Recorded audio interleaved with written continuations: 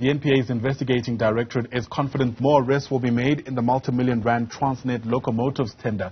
This follows the arrest of 4 high-profile players that are implicated in fraud and corruption at the state agency.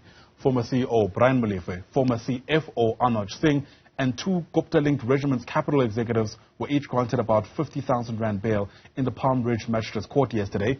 So one of the recommendations from the state capture inquiry was to investigate Molefe, Siyabonga Gama and Singh for possible corruption. Let's get you a sense of what to make of this moment. Tumaole Mohlaoli has been following the commission closely. He joins us now in studio for, I guess, connecting the dots to how we got here. And perhaps, Tommy, that's where we should start. Good morning to you, by the way. Good morning. Yeah. Often we get lost in the detail because so much has been said at the State Capture Commission of Inquiry. These individuals' names come up multiple times. So how did we get to the point of their arrest?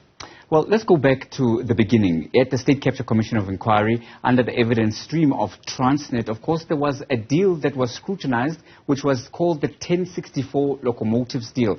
This is where it all began. The 1064 locomotives deal is basically a deal that was entered into with Transnet trying to secure new rolling stock of locomotives. And this was to renew its rolling stock to ensure that it became very consistent and would not break down and would keep the services running. Now, the 1064 locomotives deal in all, when it comes to the rands and cents of it, are summed up to about 54 billion rand.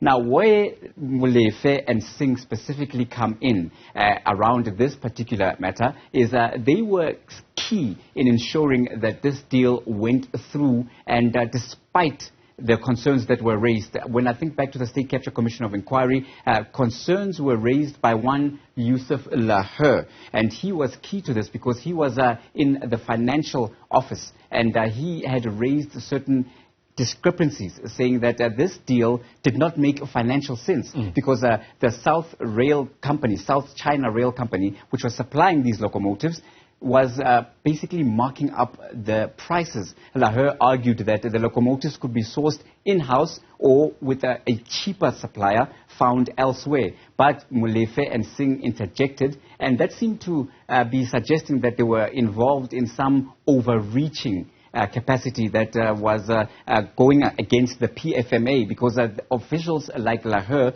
were empowered to advise them. And when they were raising concerns, Molefe and them had to then consider those concerns. But it seems as if they chose not to and entered into a deal which in the long run has cost South Africa and, of course, Transnet and the economy a lot more. Yeah, millions of rand in some instances. I mean, you know, often, Tommy, we had spoken about how it doesn't feel like we've been able to capture the big fish. So help us, I guess, contextualize why these arrests are so important in the greater scheme of what we heard about the so-called state capture years.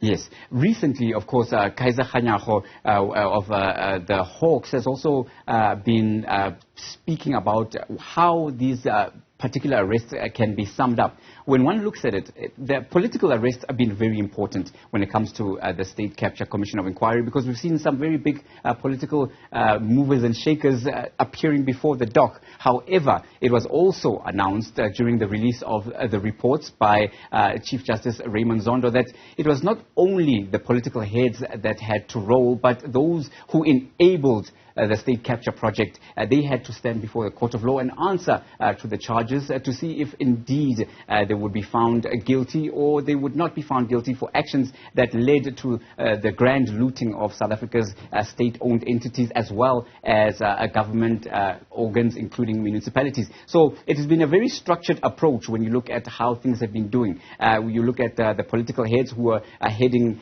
municipalities, who are heading provinces, and then you look at the executives now who are heading SOEs. And of course, they are also going to be going after the financial directors, if you can sum it up as that, when you look at the role that Singh played.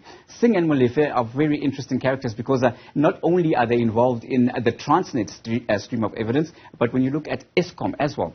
Now, both of those SOEs found themselves entering into very dubious deals, and once Molefe and Singh were found to be wanting in the Eskom stream of things, and when things were exposed there, they were then piloted over to Transnet, and the same thing happened. This is why the Zondo Commission of Inquiry's report is so scathing against Molefe and Singh, and recommends strongly that they face, prosecution, because they are seen as chief enablers of the state capture project for the Guptas. Again, the big question, Ayanda, is when will the Guptas ever see a courtroom, or when will they see an opportunity to answer to these particular crimes?